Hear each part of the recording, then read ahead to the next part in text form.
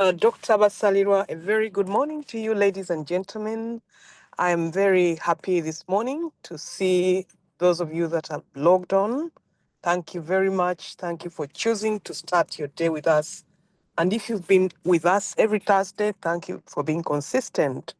So this morning, we are going to be talking about an interesting topic: business practices to stay afloat and thrive. And we are hosting Miss Hope Ann Anguyo.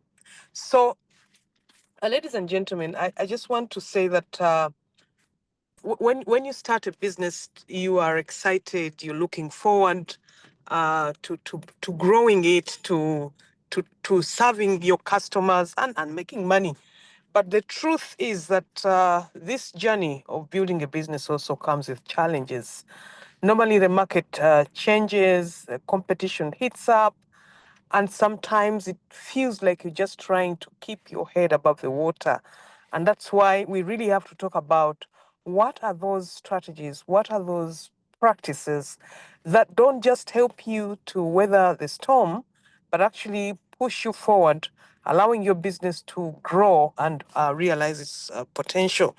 So, I want to introduce our speaker this morning. And interestingly, I think she already shared with us some of her story.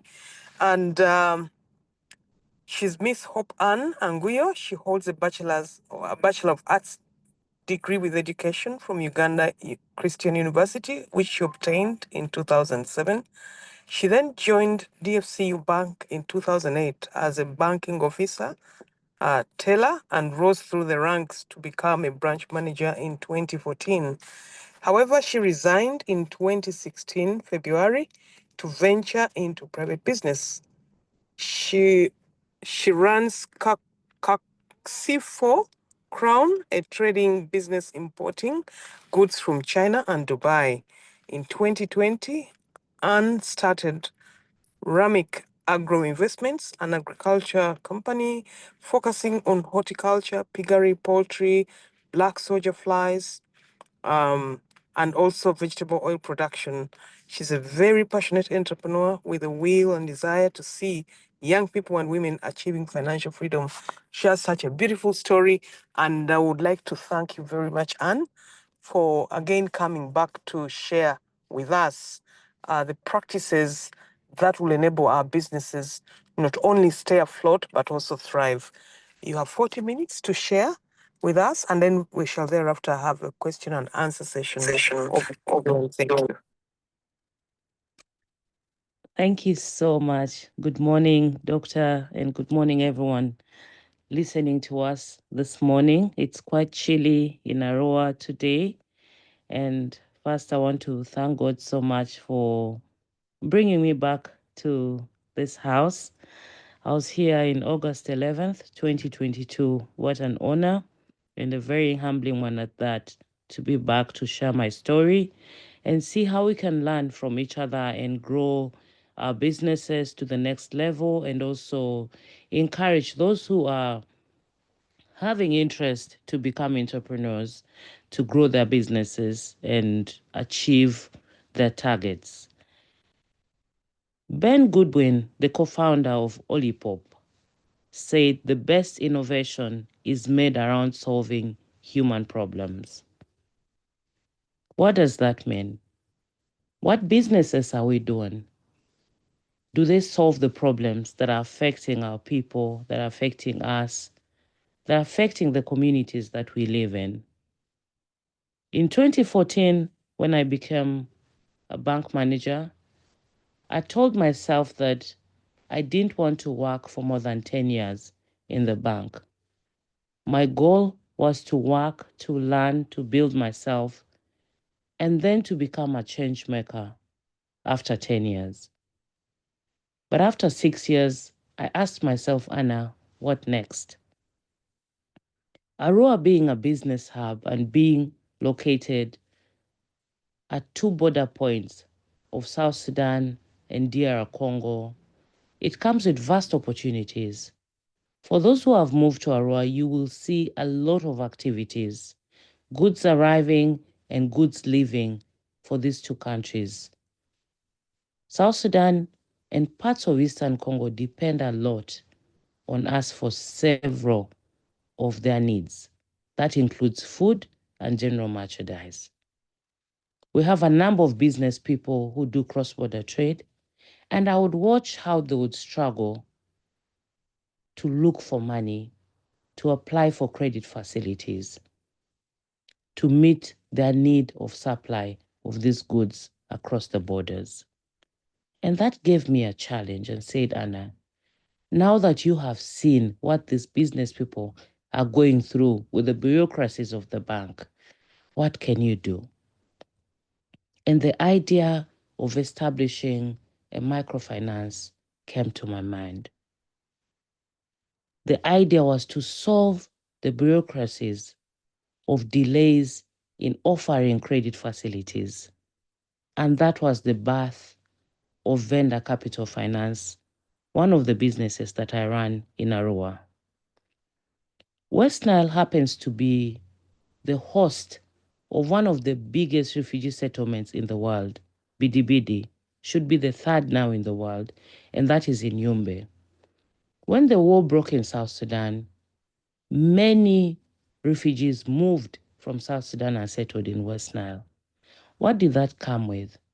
A lot of international and national and local organizations moved to settle in West Nile. And Arua being the hub, most of them have settled here in Arua. What did that come with? A huge challenge in hospitality and accommodation. Many times people moved to Arua, but they didn't have where to sleep. Yes, we had decent accommodation, but they were not sufficient. There are times when people had to drive to spend nights in Koboko. Koboko is like 45 kilometers. People had to drive to spend nights in Nebi, which is 76 kilometers away from Arua. Then the next day they would drive back to attend workshops. Besides that, government programs, people who came for businesses, they lacked where to stay because accommodation wasn't sufficient. And this really gave me a challenge and said, Anna, how can you do something?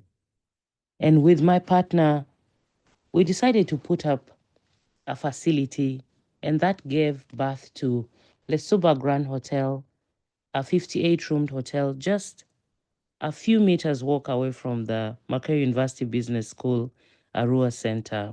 And I must say we're so proud and grateful to be partners of Makerere University Business School, Arua, who always send their guests to stay with us. And when you're in Arua, please pass by, pay us a visit, and make us your home. That is what I looked at as an opportunity to solve the human problems. Besides that, many people look at West Nile as the food basket for Eastern Congo particularly. But every day you come to Arua, you will see trucks and trucks of food entering Arua town. We're talking about matoke, we're talking about Irish potatoes, we're talking about onions, we're talking about tomatoes, even chicken. Every day there are truckloads of foods arriving, but at the same time, truckloads of food leaving Arua for Eastern Congo, and also people buying locally.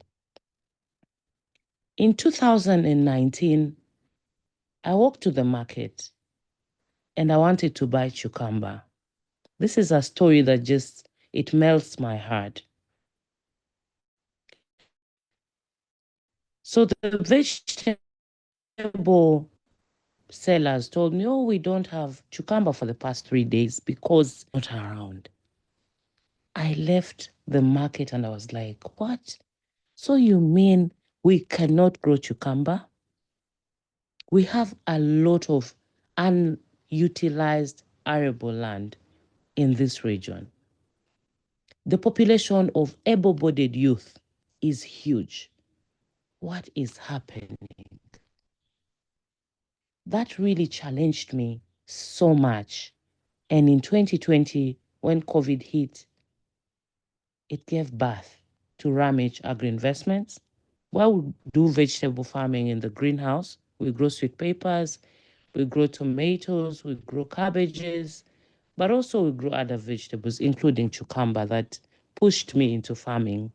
And I must say now that farming has brought out the hidden love of entrepreneurship in me. Besides these other two businesses, and the last one being importing goods from China and Dubai, the farming brought out the real passion, the drive in me. And that is why I said the best innovation, as said by Ben Goodwin, the best innovation is made around solving human problems. Ladies and gentlemen, my name is Anguyo, just like I was introduced earlier by Doctor, and I'm an entrepreneur. I run a few businesses here in Aroa, and passionately, I speak about how my story can change one or two people. I was asked to speak about business practices to stay afloat and thrive. Some of these things, I talked about them back in 2022. These practices have stayed in me, and I've also kept on adding other practices because business dynamics change every day. And now, with the growth of technology, you cannot be stuck in a corner and be traditional and say, for me, this is me. There's nothing I can change about me. Every day is a learning process. And I would love to share with you my my drives, the practices that have helped me stay afloat, that have helped me grow, that have helped me to be a better me each and every day. One of the practices is I love to identify available opportunities. Ladies and gentlemen, even as you grow your businesses, what are those other opportunities that you can venture into? What are those opportunities around you that, yes, somebody may be doing, but you can also do that can help you grow your business and do better? Last year, I met an American pilot who flies between Aroa and Entebbe quite often. And he told me a story. He said, Anna, one day I was flying and I saw a beautiful but like an abandoned place not far from Aroa town, roughly 6-7 kilometers. It melted my heart, and I said, when I come back, I need to go see that place. Beautiful falls, beautiful forest. And then, but how come there are no people in this place? Just a few kilometers off town. So when he came back, he followed the coordinates and drove there. He saw an opportunity and said, why can't I set up a place of comfort, a place of rest, a place of peace, where people can come and they experience quiet and they have meetings with themselves, they meditate and learn. He bought land and built up a center called Arise Center. And that is a place of comfort. He saw an opportunity and picked it up. So, as business people, when we see opportunities, let's not sleep on it. We should pick it up. And this has helped me.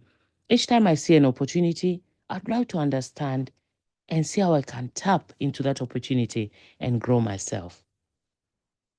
Number two, as a business person, it is good to have targets and goals. Many times, many people go into business out of emotion. You see somebody has started a business and it looks good, and you want to do it because it looks good. I would love to give an example of farming. Many people have started farming, but they cannot commit to it. They just look at it and say, wow, those people, they're growing onions. Onions seem to be doing well in Uganda, and you start. You don't have any goals. All you want to do is to be like that person. But as a business person, it's a good thing to set targets, to create goals, and to know what you want. Because business is for making money. It's a service, but it's for making money. So set realistic and achievable goals.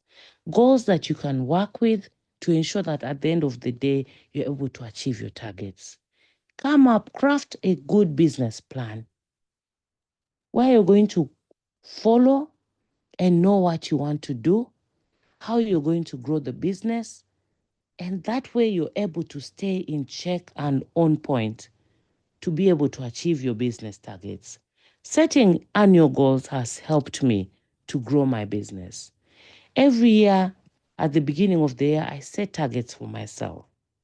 I would like to give you an example. This year, I said for the farm, I would like to set up 2 poultry houses with a capacity of 1,000 birds each. By April, I'd already finished doing the 2. Then I said, wow, this was supposed to be a 12 months plan, meaning I can actually do one extra. So by mid-year, I was already done setting up 3 poultry houses with each capacity of 1,000 birds. And that is what happens when you set yourself targets and stay true to the targets that you have set. Thirdly, I'd love to talk about commitment and consistency and being very intentional. Business is not a game for plays. Business is where you put in money to make money. And it takes commitment. It takes consistency.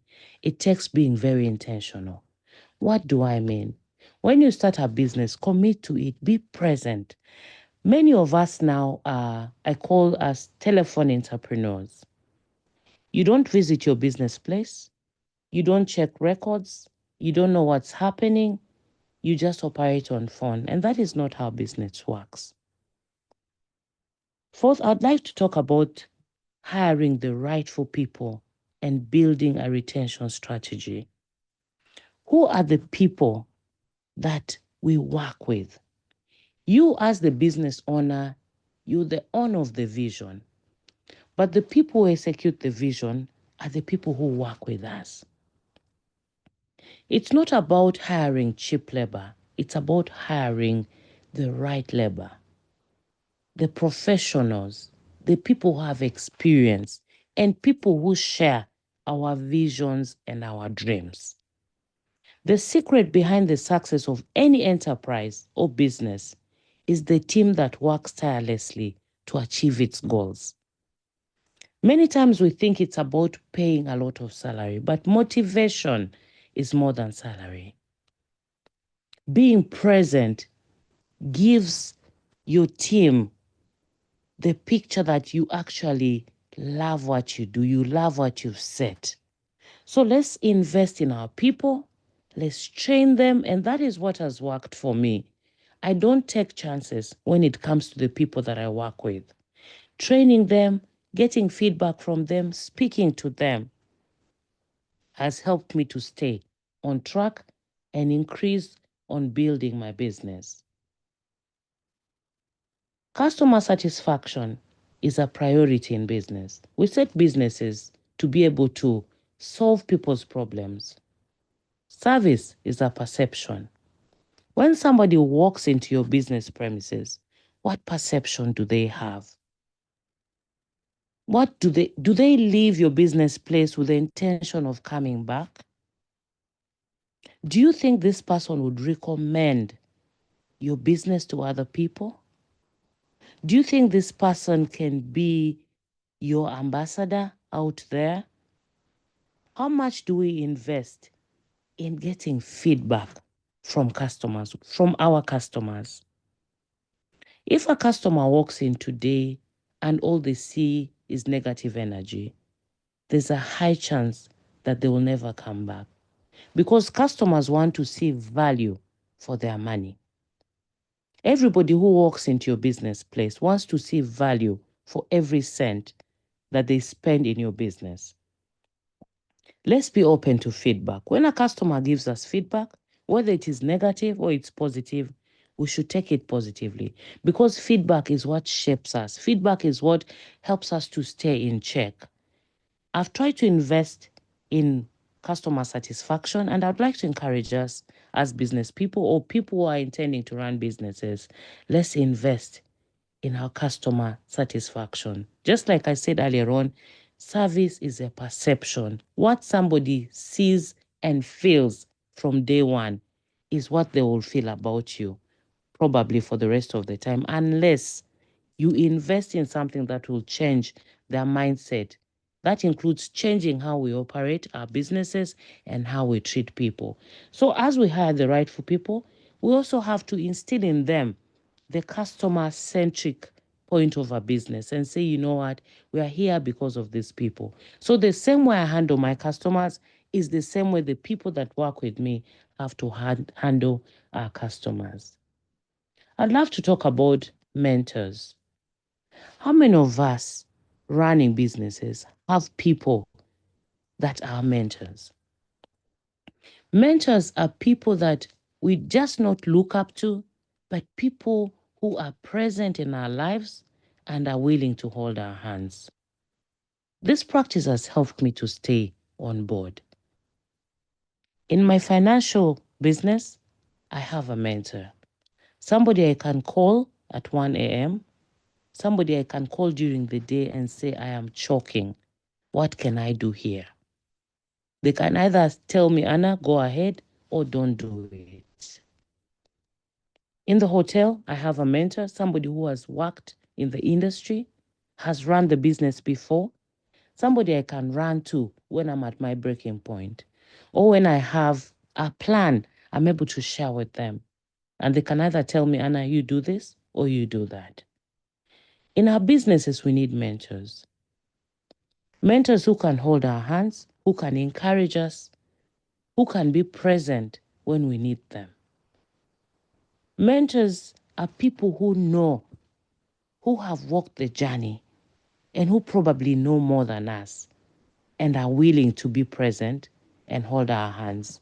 It has worked for me, and I believe it can work for you too. Every day is a learning process. Learning never stops.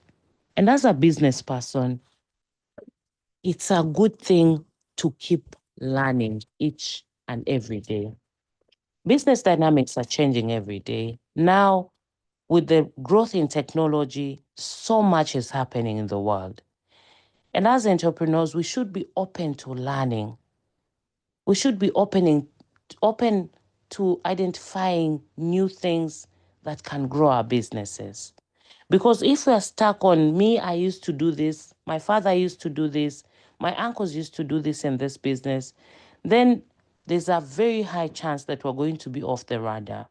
So I'd like to encourage us. It's important for us to learn. Let's make the book, let's make Google our friend.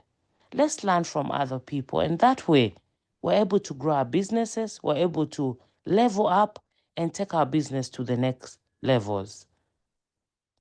I'd like to talk about marketing. Now with technology, with all the social media, you have to aggressively talk about your business with pride, with joy. Let people know about your business. Make use of social media, because this way we're able to build our networks. Last year, I traveled to China with $10,000. I told myself, Anna, go. Come back and do something that you know will grow at a good speed. I identified a problem where parents would have to send money to Kampala to buy good quality school shoes and school bags for their children. When I reached China, I got a supply. I went to a factory that sells school shoes. I talked to them. I said, I would love to start selling your products in my city. I bought these school shoes. I started advertising them even before I left China. By the time I was leaving China, ladies and gentlemen, I had already had 83 orders from parents for 105 pairs of school shoes. And that was before I left China. And that was the power of social media marketing. After 6 weeks, the school shoes arrived. I was able to do clearance. And when I posted and said, we are now here in Arua with your school shoes, the number of parents who came to buy school shoes was alarming. And that is the power of marketing. We have to embrace our businesses. Let's be proud. Let's talk about our businesses so that people get to know about them. For people who have my contacts, I never keep quiet about any business that I do. Every day, I'm on my WhatsApp status, I'm on my Facebook, I'm marketing, I'm telling people what I'm doing now in my business, and that is how I make the sales grow. So let's make marketing a part of us. Let's embrace marketing. Let's proudly talk about our business so that people can get to know about our businesses.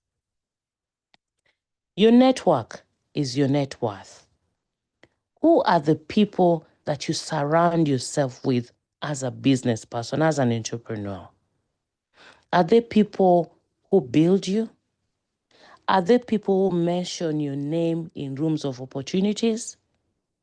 Are there people who passionately talk about your business? Ask yourself. Because if you have the rightful people, there's a high chance that they will advocate for your business and there will be growth. So let's surround ourselves with the rightful energy, with people who encourage us. Somebody said, yes, you don't have to throw people out as an entrepreneur, but have the people in or above your tax bracket around you, because the conversations are different. You're talking about growth. You're talking about opportunities. So I'd like to encourage us, let's have the rightful energy around us so that our businesses can grow and leverage up. Building partnerships. Partnerships work. There are people who have finances, but they don't have ideas. They don't know what to do with their money. And there are people who have ideas, who have time, who have passion, but they do not have the capital to invest in businesses. How can they two work together? I'm glad that we have the Entrepreneurship, Innovation and Incubation Centre at MUBS. And I believe through this center, we'll be able to merge people up, investors and people who have time and able to work. We have students who are finishing and graduating. They don't have finances to start businesses, but we have people who have the monies and they don't have time and even they don't have ideas. How can we come together to merge these people? Because partnerships are one of the things that have worked for me. There are times when I didn't have the money, but somebody had the money. They were willing to invest in my idea. So I'd like to encourage us to build partnerships. It has worked for me, and I believe it can work for you too. There's something I talked about the last time, and I'd like to talk about it too. It's having the heart of a lion. They call the lion the king of the jungle, and the lion didn't attain that name just for being a lion. The lion is very aggressive. The lion is very passionate. The lion has a never giving up attitude. And that is the kind of heart that we as entrepreneurs need to have. When a lion chases a prey, whether it is raining, whether it is shining, it will not give up. It will chase until it catches. And that is the heart of a lion. And that is the kind of heart that we as entrepreneurs, we should have. Whether it is raining or it is shining, we have to keep going. We have to be intentional. We have to be aggressive. We have to be consistent. We have to commit and say, I am not giving up. Because there are so many people looking up to you. If you give up, what happens to the people that you inspire? And that is the heart of an entrepreneur. It's the heart of a lion. Vusi Thembekwayo said, the only way to build is one brick at a time. No pressure. You're not in competition. One brick at a time. And one by one makes a bundle. And that is what we as entrepreneurs are called to be. One by one makes a bundle. Thank you so much.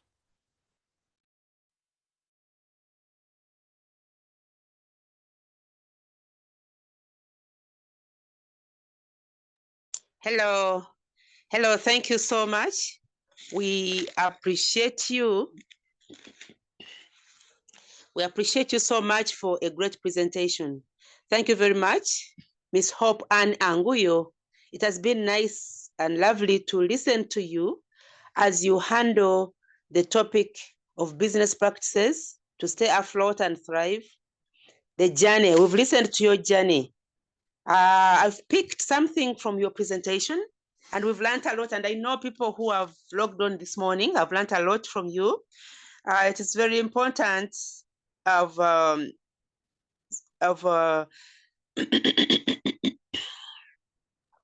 picking on innovations where you said best innovation is made to solve human problems. It's important for us to identify challenges that where people are having problems and be able to solve those problems. When we start businesses in lines where we solve people's problems, I think we shall have demand all the time. We shall have a market all the time. It is really key. You also talked about being able to identify business opportunities. You talk of how you identified opportunities in microfinance, opportunities in accommodation, opportunities in food supply, so as to do the farming. Many ideas came up. You talked of the importance of having targets and setting goals when you're in business so that you have a plan and you focus on what you've planned to achieve. You talked of being committed and present at your business premises. You talked of hiring the right people. You talked of customer satisfaction and retention. You talked of having mentors and role models and many other things that you talked about. I will not go through all of them, but I would like to invite people who are logged on here, if they have any questions or comments, to further interact with you. Thank you also for managing the time very well. And I would like to invite Miss Mirembe Sarah Lukakamwa to handle Q&A. Sarah, please. Thank you so much, Dr. Basalira. Good morning, everyone on the call. Thank you for logging on. Ms. Hope and Anguyo, thank you for that presentation. It was insightful indeed and a good one. Friends on the call, it's time for Q&A. Please feel free to raise your electrical hand and mute and talk to us, or you can send a question in the chat or Q&A room.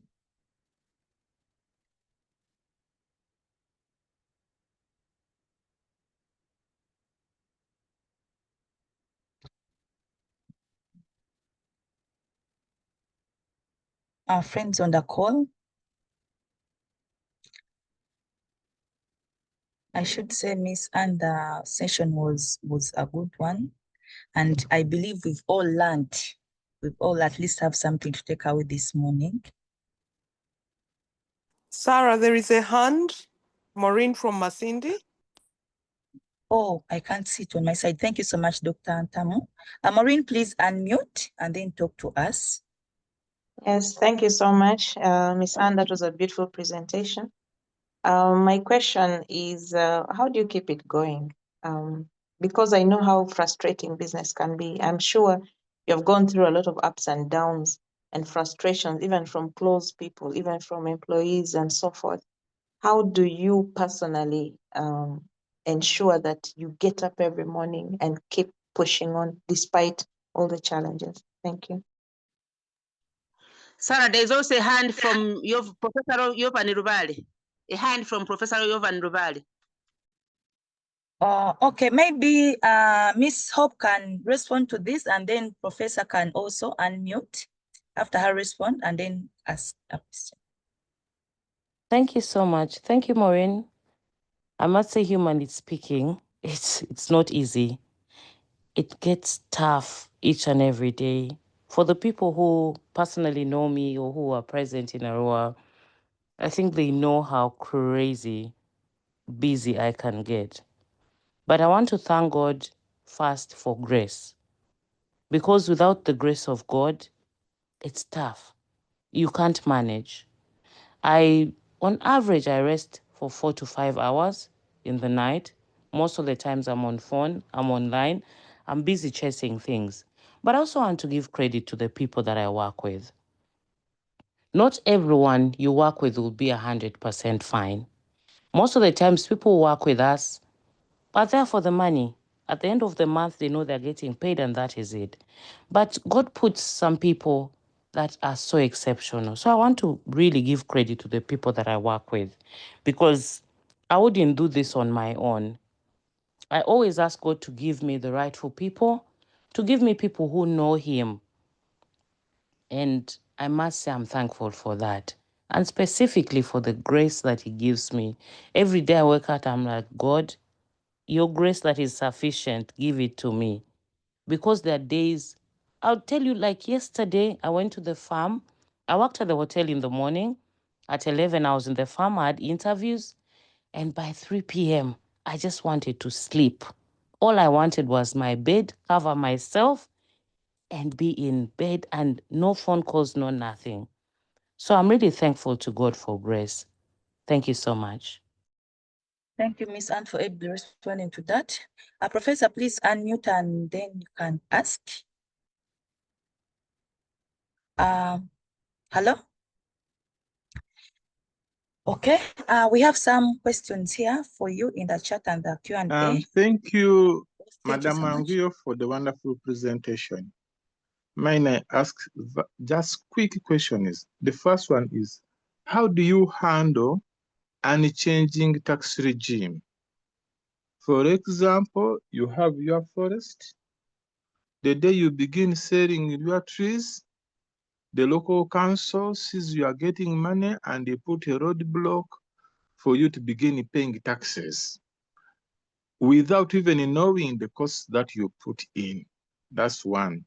Two, how do you handle competition, especially say you are dealing in a good where you are importing and paying all the taxes while somebody is importing without paying the taxes? And then three, what was your experience when you are beginning up? How did you manage to set up those businesses? Because the problem is setting it up. The first 1 to 3 years can be hard. How did you manage? What were the challenges that you went through?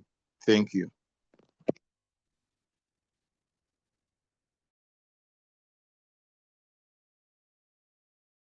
Thank you very much. Oh, sorry. Yeah, sorry. You can please respond. Okay, thank you very much. I'll start with Professor. Thank you so much, Professor. We'll first talk about the tax regime. I always tell my team that it's better to be on the good side of the law. If we get angry, frustrated with all these things that are happening, with even here, at times you just get a letter that tell you this tax, that tax, and all that. It gets really frustrating for a business person. It does get frustrating for me too. But many times I just tell myself, Anna, be calm. If it is law, it is law. Abide by it. Don't be caught on the wrong side of the law. And surely that has worked for me. Humanly, it pains. But I'd rather be on the safe side of the law than start having running battles. It's so demoralizing, and it puts unnecessary pressure. So for me, I said, whatever they're asking for, as long as it's the rightful one, I'll pay it to be on a safe side. Competition will never stop. That is the truth. The people are getting tax holidays. The entrepreneurs, the investors who are getting tax holidays. What kind of businesses are they doing? And what kind of business am I doing? I import things from China and Dubai. And as I'm importing things, I for sure know that I have to pay taxes. Yes, there are people who are not paying taxes, whether they are being favored or whatever, that is them. I just told myself, Anna, as long as you're able to make money, as long as your turnovers are good, you're going to focus on you. Competition will never stop being there. Just stick to your goals, stick to what is right, run your business, and God will bring for you the rightful people. So in my business, yes, there are people who may be bringing things and they don't pay tax, but those people are not me. Just like I said, I love to stay on the right side of the law. Me, I'll pay my taxes, and I know for sure whatever I'm bringing will sell and people will buy. Professor, looking at the challenges, it has not been easy. It hasn't been a bed of roses. I must say, for example, in the agri spaces, the first 2-3 years are for spending money. They're not for earning. So it's a lot of money that goes in the business, but little that is coming in. So that has been a very huge challenge for me. And also the people that I have, the turnover, especially the staff turnover in the agricultural sector, in the agribusiness, has been a huge challenge. You train people, and then somebody comes with a better offer in terms of money, and your team is gone. It has been a really huge challenge for me. And on the other side, I would like to talk about the other challenge in feed costs. I deal in piggery and poultry.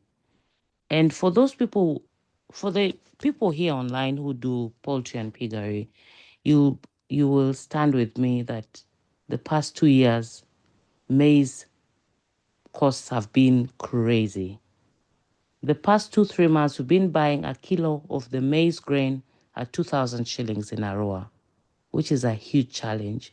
So I've been meeting a lot of challenges in these areas, but at the end of the day, I'm grateful that I'm still standing. Challenges will always be there for us as business people. It has never been a bed of roses, but every day I'm learning, I'm growing a thick skin, and by grace, I know that I'll be where I want to be. Thank you so much. Thank you so much, Miss Anne, for able responding to that. We have a question from Miss Alupo. You talked of partnerships. How do you get people with the right energy and trust? Sometimes the people you partner with don't have the same passion as just then trust issues. And then from JJ, what were your biggest challenges in your first projects as an amateur in the business? And then just one more question from Esther. How do you manage multiple businesses that are not focusing on the same thing, say shoes, hotel, money lending, among others? Miss Hope, you can please respond to them. Thank you so much. I'll start with the last one. How do I manage the businesses? I think I answered this earlier on when I say that I try to hire the rightful people. It's not always that they will be right, but at least you're sure that you can have 1 or 2 people who are your biggest support system. Yes, I talked about that earlier. I don't have to be everywhere every day. You can totally break down. But at least having the rightful people has helped me. Yes, I just talked about the challenges, and it's the same question that has just been asked. It hasn't been easy, but I've seen the hand of God. The first businesses that I had for the lending and the agribusiness, those are the first businesses that I had, and it's been hard. I've talked about the the farm. And in the lending, you realize that the non-performing assets, they really can get high. And we've had people who have disappeared, you fail to find them. And those are some of the risks that come with the business. But there is that you actually prepare your mind for, knowing that, yes, I'm starting this business. Just like any other business, it's a risk. And anyone can disappear. And you can look for them, but you can have nothing much to do about it. So those are some of the challenges that I've faced. And the first question was about partnerships, where we get partnerships and how we handle them, especially when the energies are different, especially when there are trust issues. And I tell people, who are the people that you are getting as partners? If you are the one investing, and that person is the one with the time, energy, the idea, and so on, how do you handle the partnership deed? How do you handle the issue of shares? It's very important. Know the person that you're going to work with. We shouldn't just do it blindly. Build a relationship before money is involved, so that at least you know what you're getting yourself into and you have no regrets in that. There are partnerships that have worked very well. There are partnerships that have failed. People have burnt their fingers. But just like any other business, just like life, it takes a risk taker to take such a move. Thank you so much. Thank you so much, Miss Anne. Because of time, I'll take more like 3 to 4 questions and then we close. Dear Anne, thanks a lot for the concise presentation. Please throw more light on retention of staff. Some, even when you show them that you have them in your best interest, they do otherwise. And then, have you had any threats or any setbacks in your businesses hindering your progress? And then one last more, thanks, Anne. How do your business benefit or support each other? In other words, how circular is your business model of recent? Every business you add to your portfolio should add advantage to the existing ones. Sarah, there's a hand, Maggie. Thank you so much. I'll start with the third one of how my businesses benefit each other, particularly the hotel and the farm. Now, the farm supplies vegetables, from tomatoes to the sweet peppers to the any other vegetables. The hotel actually buys from the farm. The farm supplies chicken to the hotel. The farm supplies pork to the hotel. And that is how beneficial these two businesses are to each other. And because we do maggot production at the farm, we get waste from the hotel, organic waste that we in turn use at the farm. And also we get money from the hotel because the hotel pays us for what we supply. So that is how beneficial these two businesses are to each other. And then staff retention. The number of staff, the hotel opened 3.5 years ago, and 70% of the staff that we have now are the people that we opened the hotel with, and we're grateful for that. How do I ensure retention? Number one, I make payments for staff salaries on time. Today is 31st of the month, and today I have to make sure that my staff are paid because they're there for the money.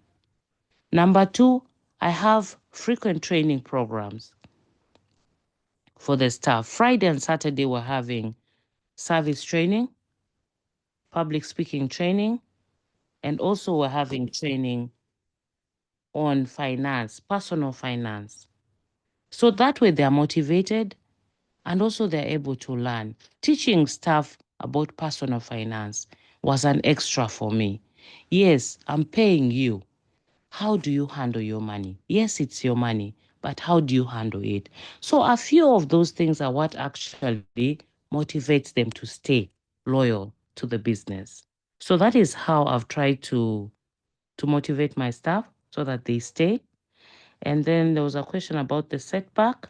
When we opened the farm, there are two other businesses that I thought I would have. One was fish farming, and the other was rabbit keeping. But I had to close those because I realized that I was putting more and earning little or none from those. So those are some of the setbacks I've had in running some of the businesses. Thank you. Maybe we can take one question from Maggie. Maggie, please unmute and then talk to us. Thank you, and thank you, Anne, for such an insightful presentation.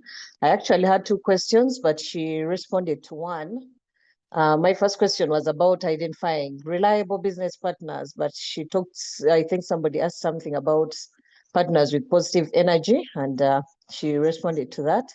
My other question is, amidst the multitasking, how do you maintain consistency and commitment and give adequate time to each of your enterprises? Thank you. Thank you so much for the question. I'd like to just give you a normal day in Anna's life, weekday. So usually I'm up by 5 in the morning, do my errands. I'm a mother too, and I have a 5-week-old baby. So on a normal day, I prepare myself. 6:30, drop the kids to school. I have 2 toddlers that go to, not toddlers really, 7 and 8-year-old boys that I drop to school. And by 6:50 a.m., I'm actually at the hotel. So 6:50 to 11 a.m., I'm working at the hotel on a busy day. Then after that, I move to the farm. Most of the times I work at the farm from 11 if I don't have any other activities, up to 4 p.m. Then I drive by the shop to see what is happening, just do my reports there, have a meeting, and then after that, by 5:30, I'm home. That's a normal day in my life. And for the finance company, I go once or twice in a week. So most of my time is spent between the 3 businesses. The finance company has been there. We've established it. Systems are in place. So I just go there once in a while. It's draining. It's very tiring. But when you set your mind to it, you have to commit to stay to it, knowing that if I'm able to now establish myself well and I know that I'm comfortably earning the kind of money that I want, then I can be able to adjust the time so that I give myself more time to rest. That is how I try to manage my Monday to Saturday life. Thank you. Thank you so much. Just one more, please, our host. From Miss Lamuno, is it a must for a sole proprietorship business to register with URSB as well as a tax payment, especially when you operate on a small scale? Yeah, every business is supposed to be registered. Whether it's a sole proprietorship, whether it's a partnership, they all have to be registered. I'm trying to learn more about these regulators, but for sure I know URSB has to register all businesses, whether it's small scale or a big scale. Thank you so much. Thank you so much, Ms. Hope Ann, for your time and for responding to all these questions. It was indeed a great session. Thank you for your time, and friends on the call, thank you for always logging in on Thursday. Thank you so much. Back to you, Dr. Edith. God bless you all. Thank you so much, Sarah, for managing the Q&A. That was great. I'd like to also appreciate our presenter, Miss Hope Ann Anguyo. It has been a pleasure hosting you, and we appreciate the lessons we've learned from you. Thank you for sharing and for finding time in your business schedule to come and share with us. Ladies and gentlemen, we are above the top of the hour, I would like us to end this, but before we close it, allow me to invite our principal, Professor Moses Mwezi, to make his closing remarks. Professor Mwezi, please. Thank you so much, Dr. Basarirwa. And I take the pleasure to welcome all participants to this engagement. Professor Ruvari, it's a pleasure to know you are part of our workshops. Thank you so much for joining. Madam Hope Anguyo, thank you so much for this presentation, alerting us about staying relevant as a business.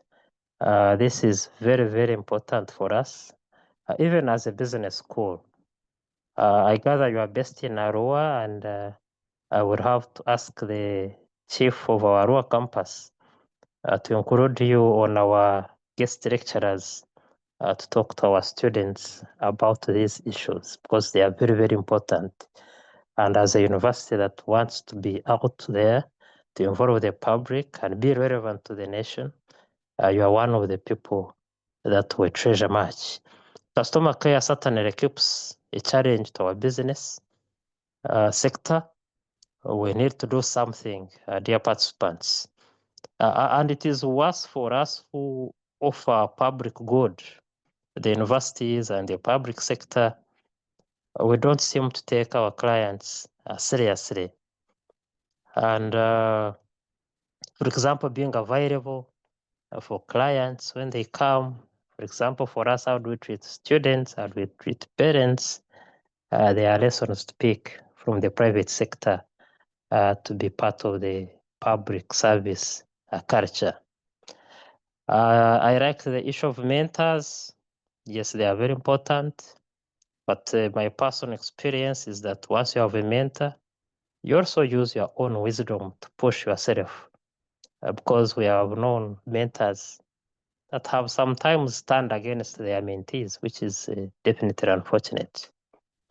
The academicians who are here, Professor, and all of you, Diana, you need now to go ahead and use this empirical information to prove and document.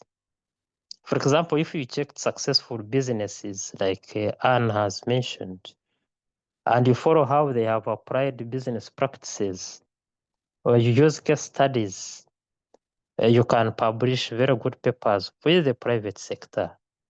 This is very, very important for us. Let's take a step higher, do some research with them, publish this information, use these case studies in our class. This is when we shall produce graduates that go out with competencies. Thank you so much, members. May God bless you today. Thank you very much, Professor Moses Mwezi, the principal MUBS, for always logging on and encouraging us to run these sessions. We appreciate you. Thank you for finding time in your business schedule to always log on. Ladies and gentlemen, we'd like to appreciate everybody who the aspect of how to research and work with the practitioners to be able to build local case studies, which we can and in class as we teach. We appreciate that advice. Ladies and gentlemen, we appreciate everybody who has logged on this morning, and allow me to appreciate our presenter once again. Thank you very much, Ms. Hope and Anguyo. The principal has indicated that would like to keep engaging you again also in our campus at Arua. We look forward to working with you. Ladies and gentlemen, I'd like to appreciate everybody who logged on this morning.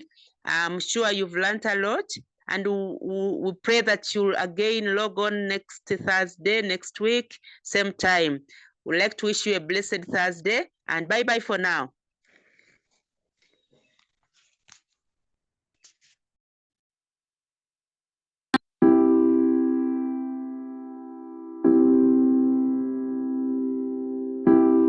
You gotta get up. You gotta get up and make a move. 'Cause the world will never see you until you do. really care what you're going through. So you gotta show them, baby. You gotta show them the real you. You gotta give them what you've got. No, don't let them see what you're not, 'cause you are strong. You are wise.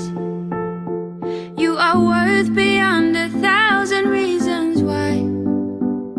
And you can't be perfect, baby, 'cause nobody's perfect, darling. But no, no, no, there's nobody in the world like you.